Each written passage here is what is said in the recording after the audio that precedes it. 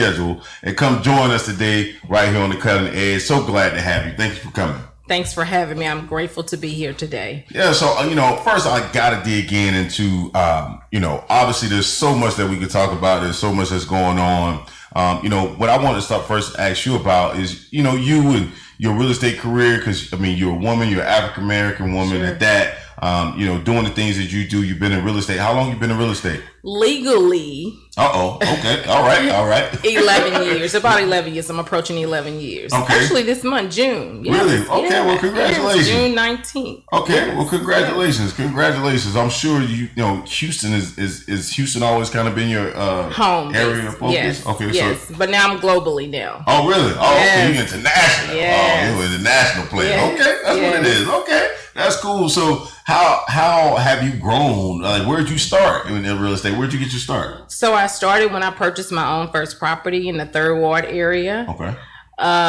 Working with investors, finding them properties because I saw the vision for Third Ward going to grow. So beginning to tell different people you want to buy in this area. And that's how because I did that when I didn't have license. Okay. And then once I got the license, I started working with investors because I was an investor myself. And then it just kind of grew from there. And I would probably say my passion was targeted towards sports entertainment. Mm-hmm. And that reason was because I used to have a day spa before I actually did real estate called Celebrities. Okay. And I did a lot of sports entertainment wives hair. Okay. Yes. Okay. And some of the Orleans at that particular time would come and get their haircuts in my space. Oh, so for you, it was just an easy transition It was. into real estate. For you, it just kind of made sense. And then for you to kind of find a niche Yes. With sports and entertainment was just kind of always your wheelhouse, given your previous experience and business Correct. that you had. Those past relationships become my clients in real estate as well. Okay. So, that's an interesting topic in and of itself. So how long did you have the spa or the Celebrities before you started real estate? So I would say I was 24. Mm-hmm. I was 24 at that particular time. Okay. And then I made the transition over to real estate at about 11 years ago. Okay. Legally, Okay. because I was doing it with investors, finding deals, wholesale deals, and saying this is a good deal. You should buy this, maybe sell it, and that's how I began. Okay, so you were just kind of in the network of, Correct. You were just, networking with people, not even realizing what you're doing, sound like? Not realizing, no. I had a guy that's a mentor of mine now named Robert Malone, who I was very impressed with. And he had a lot of real estate in Third Ward in different areas of the city. And so I started looking at what he was doing and always saying, when I grow up, I want to be like you. And he was like, the money is in getting multi-units. And I was focusing on building, doing a lot of homes. I want to have a rental property here, rental property there. And then when I got my real estate license, I purchased homes, and now I've made the transition to buying multi-unit complexes. Okay, so now let me ask you this. What was the thing that made you want to do real estate? Because, it sounds like you had a successful business. Correct. And Celebrities going, right? You were Correct. doing your thing. You kind of playing around. I guess you were just kind of networking with people. But what made you say, I actually want to do this? Well, I will never forget this, Al. One Thursday, I walked into the salon and I said, I don't want to do this anymore. And I had 18 clients that day. Wow. Yes. And I told my assistant, if you help me get through today, Wow. I will not do this again. Wow. Because I lost my love for it. I was not madly in love with it anymore. And I said to myself, I've always said, I would never do nothing that I'm not madly in love with. And so I just, I took a break. I didn't do anything for a while. I went through a divorce. And after the divorce, I said, it's time for me to get grounded and find my true self. And I always wanted to do real estate, but there was a word out on the street that the real estate test was so hard. Oh, really? Yes. And Okay. so that was my fear. Fear, yeah. Of not, okay, you're not gonna pass the test and all that. But I just embraced it, after that divorce and just went for it. And I've just been so grateful, ever since. Wow, that's such a key point that you just talked about, because a lot of people who are listening and watching may have a fear of a different kind that's hindering them. Fear can control and do so much in terms of hindrance, and it can make people do certain things as well. Correct. As related to fear, and we can get into that later. But I mean, because that's such a broad concept, right? Yes. But for you to be able to overcome that, yes. What made you say that I'm going to overcome this and I'm going to step out and I'm going to do this? So after the divorce, I felt like I had kind of hit a brick wall, and if I would do something else, I wouldn't be fulfilled. Mm-hmm. And I wanted to be more fulfilled, not just doing something. Mm-hmm. And so I did it in like 21 days. I went to, got my, the first time I flunked one of the tests, because it's 2 tests. Mm-hmm. And then within 3 days, I went back and took it. And I actually had my license, all 6 classes and license within 30 days. Wow. Yes. Wow. So you also had, a strong degree of determination and desire, right? So once you made your mind up that I'm going to shift my focus here, Correct. It was like you had tunnel vision. You had those horse blinders Correct. on, right? Correct. And you just stayed focused on the goal and was able to go out and reach your goal. And I did not go out or anything. I mean, I stayed in because I'm not a quick learner. Uh-huh. I didn't, like the books, it's not, I'm not a fast learner. I read something, I'll forget it. So I was just on point, getting the teachers, like the instructors. Okay, can you, tell me about this? Can you help me with this? Can you make me understand it? Because I'm a visual learner. Mm-hmm. And so I had some amazing, instructors to help me through through getting my license, mm-hmm. and it just all worked out. Man, that is an awesome story. Yes, that is an awesome story. And, because it really identifies with my own story in a way, because I tell people all the time that, as a football player, I was living here in Houston, and when I got my opportunity to sign with the Miami Dolphins that season prior to signing was the first time ever in my career that I had committed myself to really working out and training at a level that I'd never done. Yes. More importantly, I did it by myself, which was a huge task for me. Like to work out, be in the gym, to push yourself every day, to make you say, I'm going to do this extra rep, or I'm going to run this extra lap, or I'm going to do this extra set, or whatever. Like I had nobody to do that. Correct. I had nobody to go out on the field with me every day and say, hey man, let's get this work in, and blah, blah, blah. I had to do it on my own. Correct. And like you, to achieve a level of success, there has to be some sort of sacrifice that you have to make as well. Right. Yes. So you sacrificed, you said that you didn't go out to clubs or anything. And I identify with that because I did the same thing. I didn't hang out. I wasn't doing what every other person my age was doing. Because I was committed. I had those blinders on, and it's so important to be able to understand and recognize that when you're hungry for something, you're going to do what you got to do to go make it happen. And I didn't tell anyone because I didn't want anyone to know. I only had maybe like 3 people knew what I was up against. I just wanted to go for it for myself because my scare, I dropped out of high school. And so I did not get a GED until I was making 6 digits when I was actually having a salon, the spa. Wow. So the whole book thing was just like a silent frustration for myself, and I had to overcome it. I don't think no one else had the issue. It was me having the issue with myself.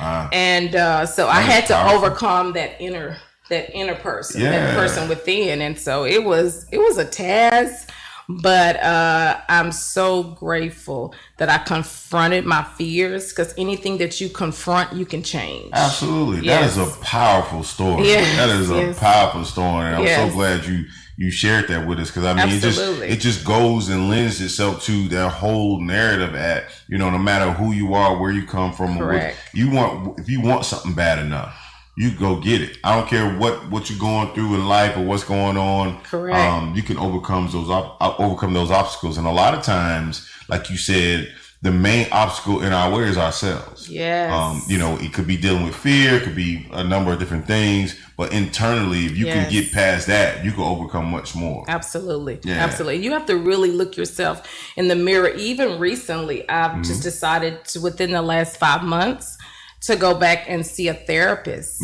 every Saturday. So I see a therapist every Saturday because I feel like everything that we're going through now, the whole earth is still. Absolutely. I'm still. Absolutely. I'm able to go deeper. Absolutely. And so that's just as you should. Yeah. As you should. You know, and it's empowering. And it's great that has that Yes. impact on you. I think a lot of times, especially in the African American community, Correct. you know, going to see therapists and things like that it's kind of taboo, right? Like it's not one of those things that we kind of frown upon it.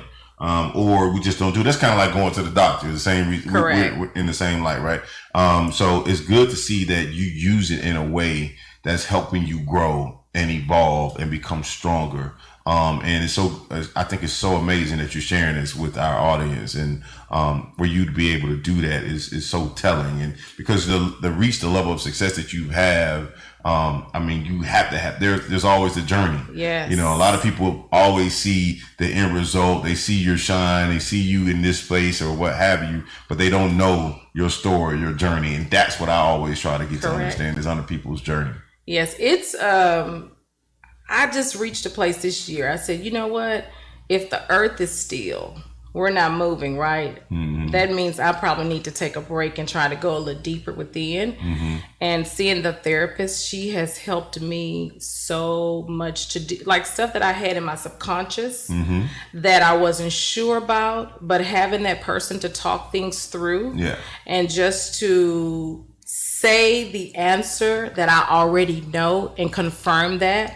It's life-changing. Wow. It's life-changing. Wow. Yes, it is. And I'm sure it can also be really freeing as well, right? It's very liberating. Yeah. You know, even in this time that we are right now, what we're going through in the world, you know, after George Floyd's, death, that situation and the therapist has made my liberation go to another vibration. Wow. I'm in another space now of freeing myself, to be able to talk and to say the things and things that I've been thinking, things that I've been wanting to say. This whole movement that where we are now, I'm saying it now. Okay. I'm saying it with my eyes open, with my head sitting straight up. This is my truth. That's all right. That's all right. That's all right. And truth. I want to dig some more into that, but Sure. we'll certainly get into that a little bit later. Back in talking about your business and your growth, one of the things you talked about was, which I think is so important that we don't really do. You really leveraged, your own network from what you had already established with your business, with your spa, which I think was so impactful, right? I think it. Sure. And you may attest. I'm going to ask, did it lend to your success in being able to leverage your clientele that you had from the spa to the real estate, and how did that work for you? It worked well. The key thing, real estate is this one thing. Real estate is relationships. You can have relationships with anyone. Those are your clients. If you have the strong relationships and you make yourself available in the spaces where the people that I knew that I wanted to have relationships with, sports, NBA, NFL, that's all I do because that's something that I actually love. So a lot of my clientels come on the sideline, you know what I'm saying? On the field, that's how I make just being myself, being in that place that you love. So I would tell people, find that niche. And once you find that niche, if you want to cater to chickens, don't be in the fish house. Right. You know what I'm saying? Absolutely. Be in that space that you want to be your clientele or you want to rub shoulders with. And I just found my niche in those rooms and at those tables and was very comfortable and was able to have the conversations because that's my life. Sports and spas. That's all I like. Okay. Yeah. Okay. So you had already kind of found your niche in terms of a demo for sure in the spa. For sure. Right. So you were targeting the wives, like you said, in the spas, right? For sure. Okay. For sure. And because I personally love spas, that's why I actually, got a spa. But I grew up in a hair salon. So I actually used to be hairstylist. And so it was easy because I'm doing something that I grew up in and I'm in a space that I love. Right. And so it was kind of effortless. And then I remember, do you remember Lamar Lathan? Mm-hmm. Lamar Lathan was one of my cheerleaders when I was trying to get the space on Holly Hall, because they used to practice on Holly Hall. Mm-hmm. So when I was actually going to the landlord, I had no previous, landlord, experience of a spa. Mm-hmm. So he went to that meeting with me. Okay. And then once he went to the meeting, the Warren Moons, Chris Dishman, all of them basically were getting haircuts in my space. Robertson, multiple. Okay. And then I was able to, of course, meet the wives. Mm-hmm. And that's how I was able to make the relationships with the wives and the girlfriends. Okay. Yes. Okay. So, yeah, it was an easy, well, I'm not going to say easy, but it definitely was a helpful segue. It was, and I knew it from a child. Okay. Even as a kid, I always said that I would eventually have a space with celebrities and be a celebrity. I always from a kid. Okay. I always knew it. I always knew it, which brings me to where I am now, to have a space in Los Angeles now. So where else to go, than to have a space there. That's where all the stars are. So okay, so you're 11 years in. 11. And you have offices where? So our office here, the company that I'm with has an office in LA, but I have a personal space. Okay. A house in a condo in LA as well. Oh, okay. Yes, okay. So you broaden your horizons. You getting on the road a little bit, going where they are. Yeah, I'm just trying to, I wasn't sure if I wanted to totally move to LA. So I said, let me give me a space there to see and get a feel of how I want to move here. Mm-hmm. And so I just been resting on sabbatical, like I said, seeing a therapist, working out. Okay. Recently, last month was a year turning vegan. Okay. Eating no meat. So thank you. And so it's been real good. That's good. Yes. That's good. That was interesting, going from eating meat to vegan, right? I know. Especially our diet. It's like, I can't even lie and say I could do that. I don't even think, I'm not even that committed. Like, I just can't. I would never eat meat again. I don't know if I could, but you know what? I understand why you made the jump, and I've seen the documentaries and all that Game stuff. Changers and all that. Yes, yeah. I'm definitely there with you. So I totally understand that. So okay, so now you've been doing your real estate for 11 years, correct? And we hit 2020. Yes. You said that. 2020, we were like in 2019. I can't wait to 2020. Right. Now we 2020. We don't want to see 2020 go. Right. Yes. It's funny when you see all these memes about how people are judging, calling 2020 with like what kind of year would it be and what kind of this, and it's always funny to see those things. You started out. How has let's just start with the whole COVID thing. Yes. Early March. When they start shutting everything down and, things started really being closed up, closing the businesses. So in terms of real estate, like how did that impact you in your business and what you guys are doing? I don't even want to say it really slowed down for me. I've still been, producing. Okay. It's still, we just have to change the way we do it. Mm. So a lot of clients are buying properties without actually seeing them. And a few that want to tour the property, they will ask you not to come in with them, just have the door unlocked. So you just have to be more creative on, but real estate is still, I think it's still strong. Okay. Rates are down. I don't think it's not bad at all. It's not been bad for me. Let me just say, I've been really blessed. Good. I've been still consistent monthly. Mm-hmm. So it's been good for me. Good. It's been good. That's awesome to see. When you get in an industry or business that's almost recession proof or impact proof from different things going on in our country and the world and stuff like that. I always say you definitely need to keep that revenue channel going, that revenue stream going for sure. So it's good. So even now, you guys has it ramped up a little bit more now that things are starting to open up? Have you seen any change in like the volume of business that's coming your way as things starting to open up? I will say this. Over a certain price point, it is lower, especially for the Houston market. I think over 2 and 3 million it is a little different. You know, a lot of prices have dropped. Okay. You know, a lot of prices have dropped, and it is a buyer's market. Okay. Sellers are taking a little hit, you know, but they will sell at the right price. Right. But yeah, I think real estate is still like the 300, the 400. Yes, people are buying. You know, investors from everywhere want to buy duplexes, multi-units, because income property. You know, people want to get properties where they can do income. So yeah, I think it's strong. Me and my partner just bought a 38 unit complex in Cleveland, Ohio. Okay. Like we closed last week, and the market I think is strong. It's all about the perspective.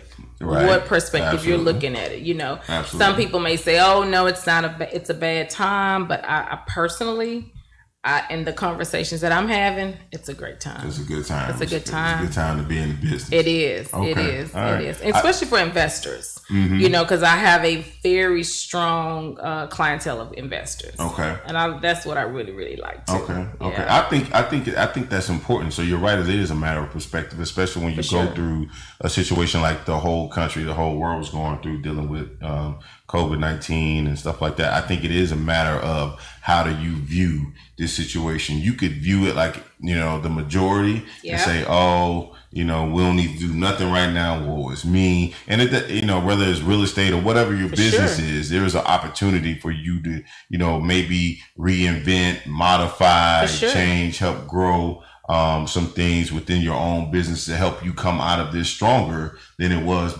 you were before you went in. For sure. I definitely feel like, this was a time that people, if they took the time to recognize or change their perspective, you definitely would come out on the winning side of this thing.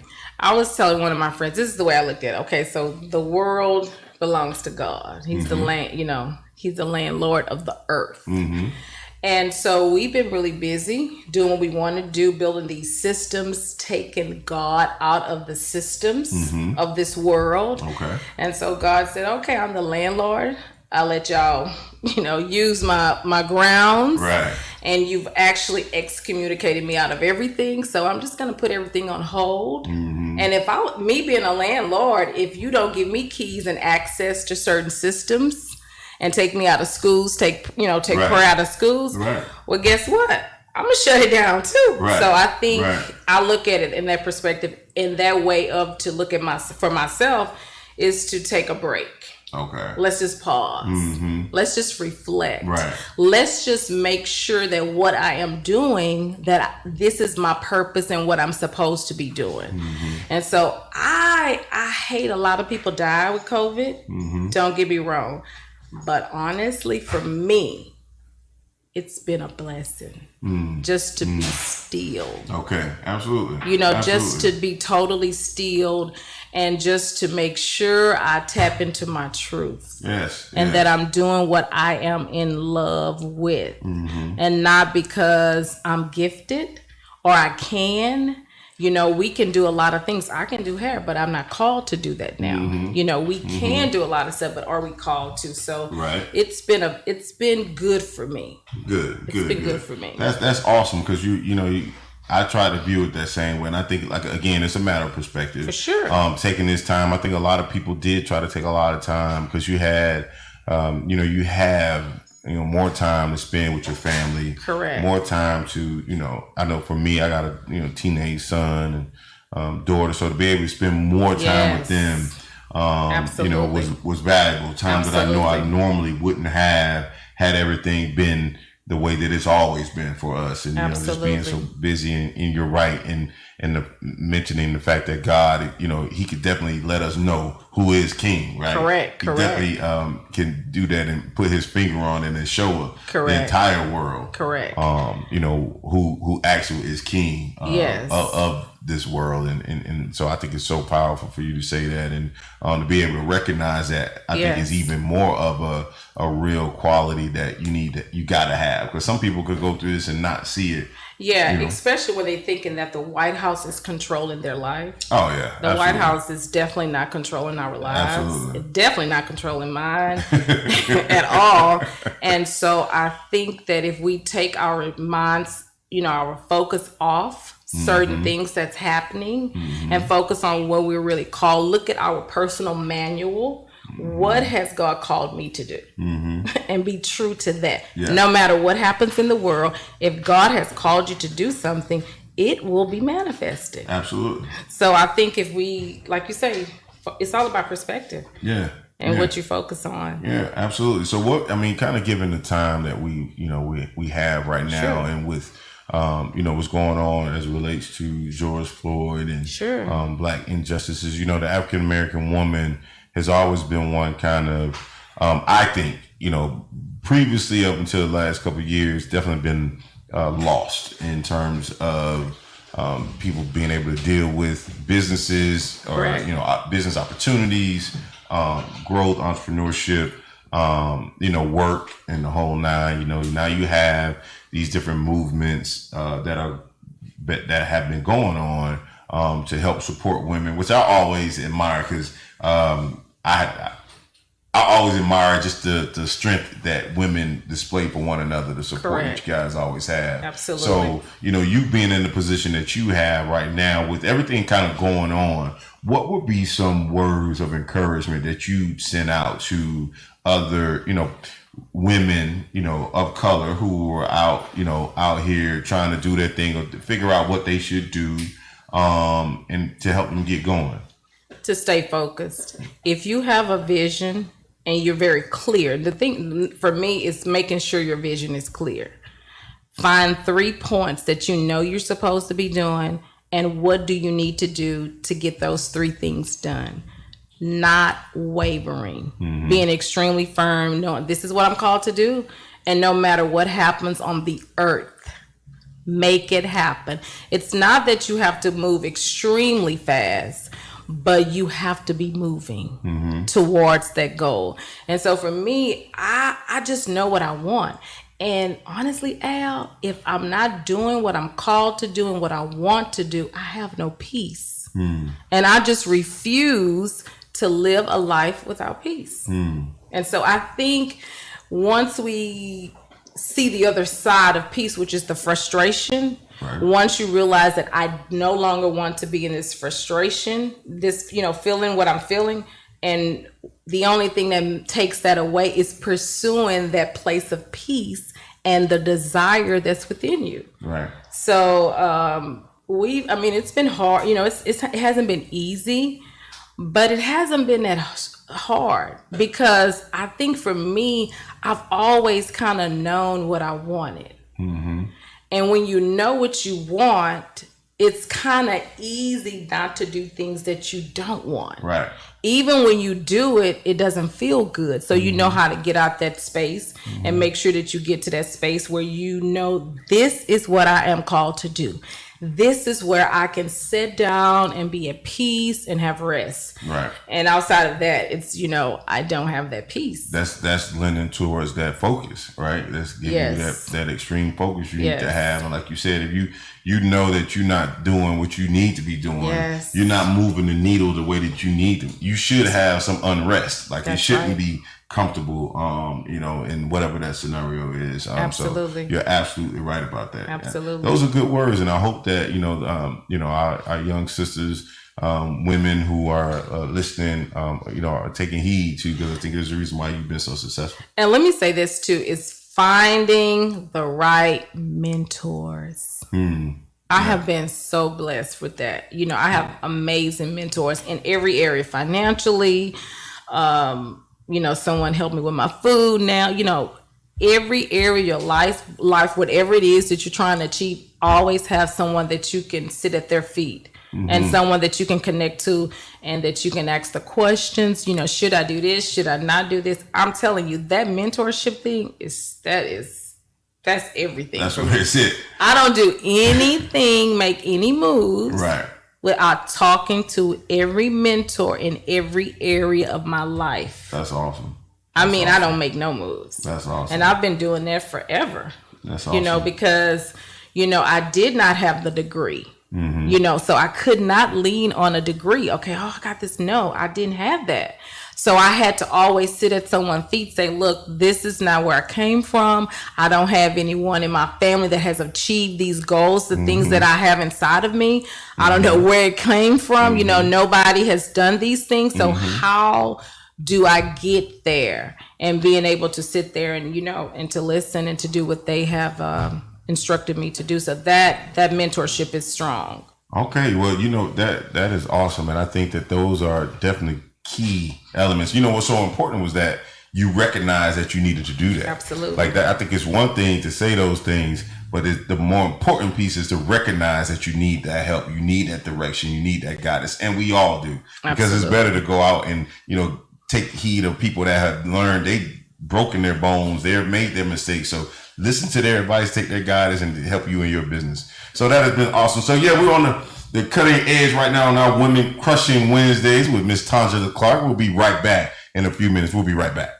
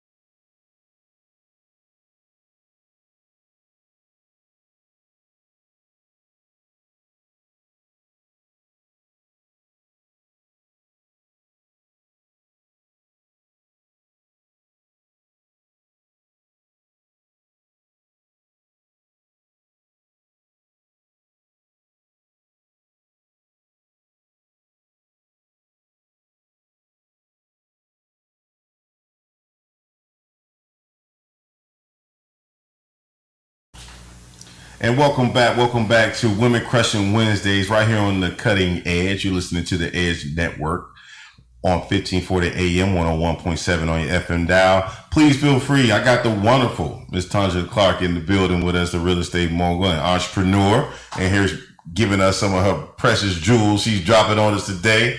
So glad to have you once again. And, you know, we've been talking about a lot of things about business and things like that, dealing with COVID as it related to business and stuff like that. And a little bit about your journey and you know, as being an entrepreneur and your place right now in real estate, which I think was so amazing. I'm so glad you shared that. But, you know, now with everything that's going on with George Floyd, I want to tap into that, you know, this half of the show and definitely talk about your perspective on that. I guess first, you know, we could just talk about, you know, your thoughts on the whole scenario revolving around his case and the situation.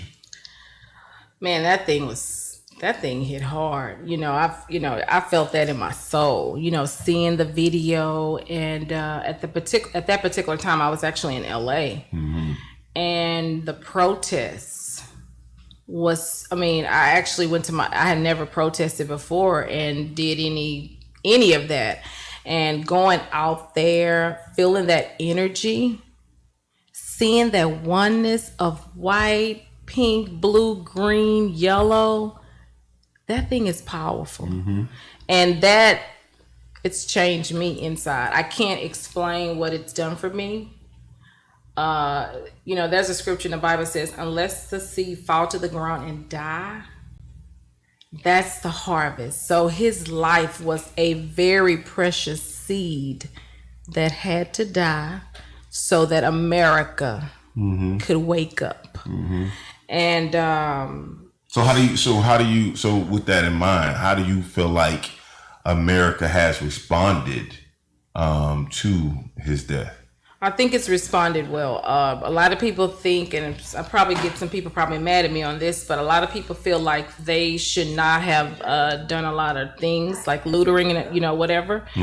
But I think that was the only way to get that attention. Okay. You know, right. I don't think marching is not going to get that attention. You know, we can march. We've been marching, and marching has not made certain industries have a voice. Right. You know, and so that's been a problem. Okay. All right. Well, you know, I definitely want to talk more about that, but we actually just got our first caller on here on the Cutting Edge. So, caller. Is the caller there? Yeah. Hi, you're live on the Cutting Edge. Hi. Hi. I just wanted to say I have been enjoying this session with you guys and Tangela. And I just wanted to say hello. Hi, Tangela. All the way from Los Angeles. Hey, is that Monica? Oh my God. Oh my God. Look at there. Got our fans calling in. No, Monica is someone that I actually work out with in LA who is from India. Oh, okay. Yes. Okay. So, yes, she is the one who actually took me to the protest. Oh, wow. Yes, okay. she did. Okay. Yes. It was a lot of fun. I mean, well, not fun in that sense, but it was just so moving to be in the middle of all that, wasn't it, Tanja? It was, Monica. So Monica, how were you feeling like, you know, the country has responded to the George Floyd murder? Well, I feel like you know, public servants, like the government officials could do a little bit more, actually a lot more. And, you know, it's really, you know, amazing to see a lot of young people out there fighting for equality and standing against all this, all that's going on. And I hope, you know, I'm hoping that this makes a change in the right direction, and that the government officials can really stand up and, you know, really provide that change. Wow, yeah, we definitely would love to see that, and I think it's definitely been good to, you know, some of the response, especially from a unity perspective, to see all people from different ages, races, backgrounds, beliefs, what have you, all coming in together to, show their support for this Correct. message and for the fact that Black Lives Matter, and for really to see them coming out and speaking and saying that. Like, I think that has been, for me, one of the Liberating. most impactful things of this whole Yes. situation. And then you're still going to get those that are ignorant to it as well, and those things like that. Monica, did you have a question that you wanted to ask Tangela? I just wanted to say hi and support you guys. I really love Edge Radio and, what you guys are talking about. I think we need more people to, have these conversations more openly and bluntly. And, I'm glad that they are happening. We just need to keep on going, keep moving forward. Well, thank you so much. We're glad to be able to have a platform and have wonderful people like Ms. Tanja to come in, and then having you call in and showing your love and support.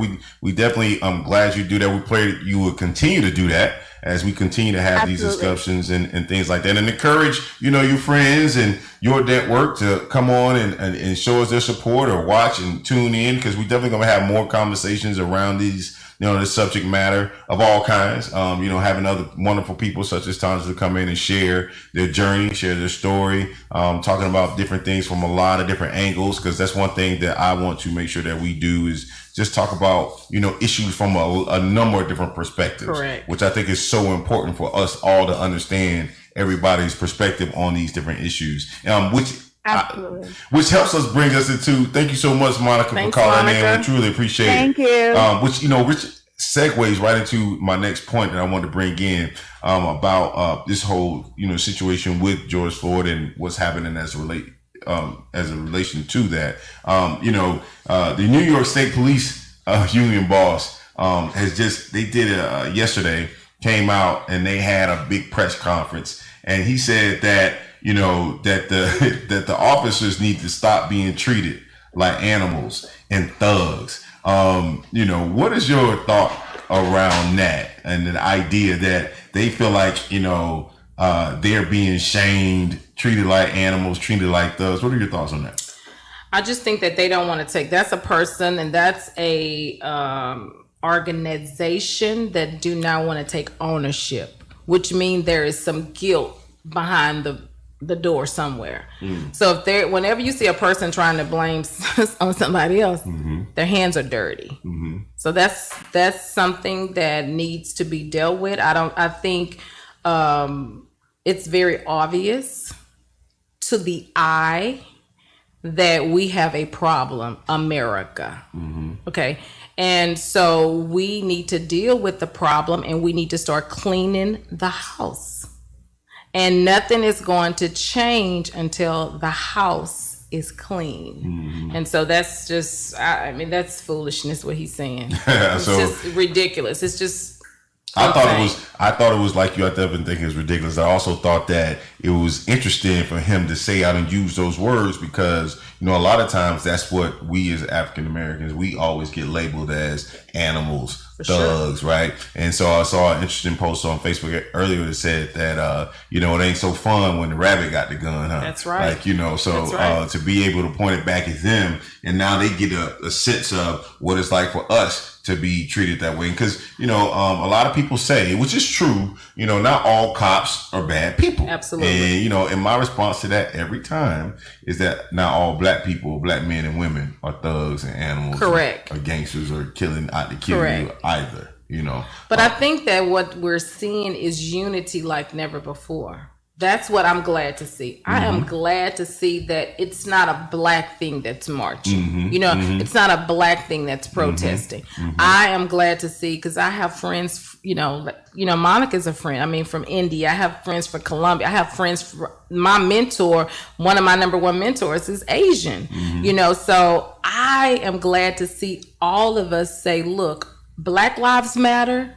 And I want to stand for that. And that's what we have not seen in the past. We've seen a lot of, us just protesting. But now we see everybody like, we're tired of this. Yeah. And we're not stopping. Yeah, no. And I hope, man, that is definitely my prayer. And that's definitely something that I want us to make sure that we keep our foot on the gas on this one. So, because typically in the past, how we do, like we'll start a protest, we'll start a boycott, especially here over the last 10, 20 years, maybe a little longer, that may last for a few weeks. But then after a while, everybody will forget. Like it won't, you know, like I know H&M, you know, when they came out and did their thing, everybody wanted to boycott H&M. Correct. And then like, you know, some people wanted to boycott Waffle House when they were having a lot of instances in their different restaurants around the country and things like that. But then after a while, it seems like everybody forgot that we were boycotting H&M. And then it's sad when you get some people that don't care. Like they, you know, some people who are, you know,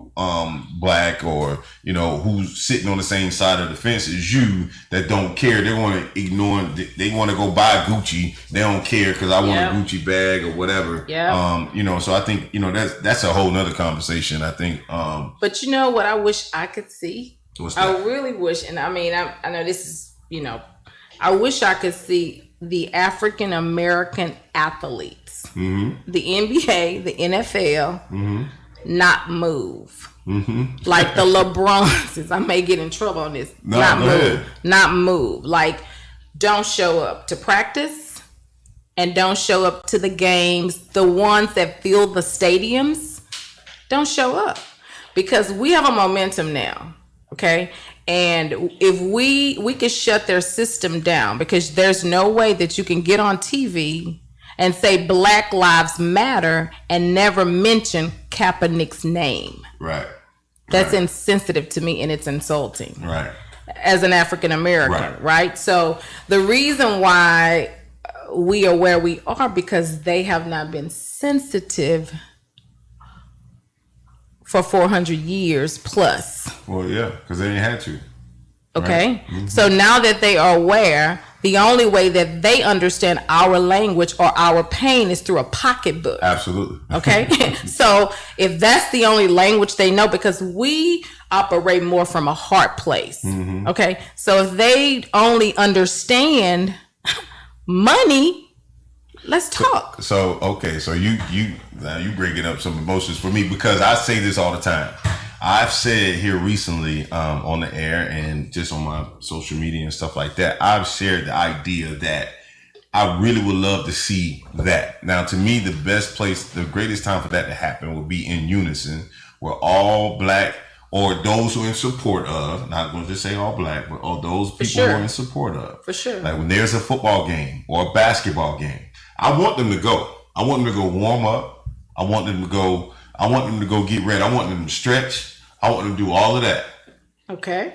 But when that whistle blows, you don't want them to get on the field. I don't want them to be nowhere in the stadium. Yes. That's what I'm saying. Like I want them to feel it. Like the energy. Right. I want them to feel it. I want these corporations, these businesses, these owners, the Jerry Joneses of the world, right? I want him to really feel it because you riding our backs every day as athletes, right? You only see us as cattle, right? You only see us, so you're not feeling where these cattle are living or, you know, raised. And that's kind of like, you know, people who, you see HEB having these commercials now. A lot of times they're showing you the source of where they're getting their beef or their fish or whatever, right? So imagine if HEB just got their fish from whatever, their beef from whatever, but they didn't care about how those fish were being cared for or how they were being raised or, you know, what are they eating, what have you, right? It would be, you know, it would impact their sales and their business, right? Correct. So it's the same thing with sports. Yeah. So Jerry Jones don't care where you coming from, where you was raised, how you know, or, you know, the treatment that you're being treated, are your civil rights being, you know, taken care of. He don't care about none of that. At the end of the day, all he care about is like a lot of people do, you know, shut up and dribble. Can you catch this football? Can you throw this ball? For sure. Can you block? Can you tackle? Are you fast? Right?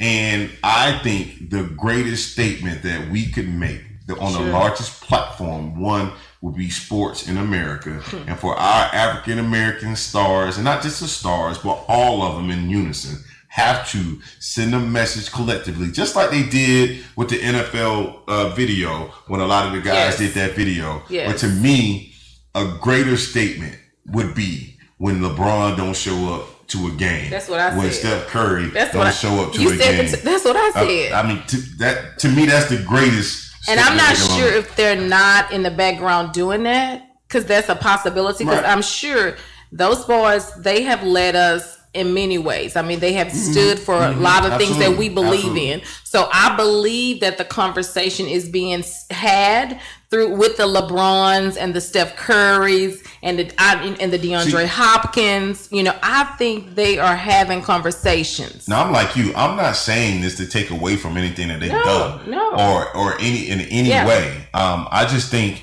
that one way a profound statement will be made when they do that, especially in the space that we're in with this movement where we are right now. Now is the time. Absolutely, it's the time to even get Kaepernick his job back. Do you think? Well, so about Cap, do you think they'll give him his job back? I don't know, but I tell you what. I mean, it's going to be real hard for me to deal with the NFL, to look at it and not, because I saw one of the minority owners for the Atlanta Falcons speak the other night saying he is not sure he's not sure if he still has it.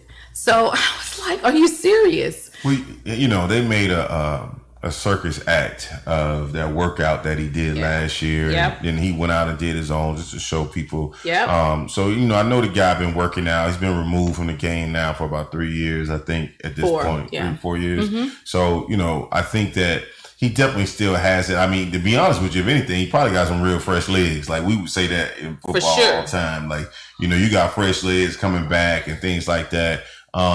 But I think it's worth for him to get an opportunity. Absolutely. So I think he, you know, just to get the opportunity, I think would, you know, make headways with, you know, with people, with fans of the game and things like that. I think that if they make the apology, number one, to Kaepernick, the NFL, number two, give him an opportunity.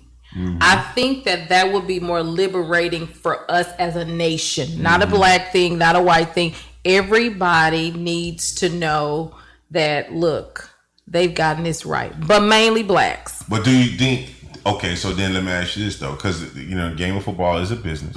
Now, I do think it will be a great move if a team signed him and actually put him on the roster. Not even saying he got to be the starter, but I'm saying backup, whatever. I think that would be a huge move, and they win over so many fans that they wouldn't even, you know. So, but, you know, we're saying at least give him a shot. Do you think that if they gave him a shot and he was cut, what would you think the response would be? Somebody else needs to pick him up. Somebody else. If one team cut him, somebody. Right, but what do you think the fans' response would be to him being cut? Like, I still think people would be upset, in my opinion. Like, if he goes to a team, let's say it's the Oakland Raiders. They sign him, he goes to training camp, but he get cut. What do you think the fanfare will be like? I mean, I don't know, but I probably, if I was an owner, I probably would not cut him.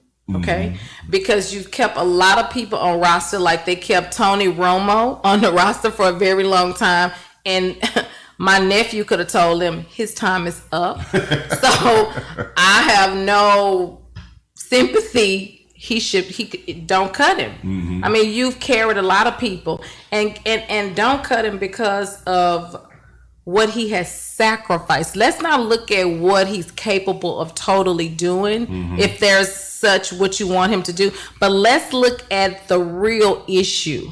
So you're saying they need to keep him because of the larger message? It's a huge message. Sometimes there is a sacrifice. Like I say, the whole thing is, you know, they only understand if there's money involved. Right. But I think it's bigger than money.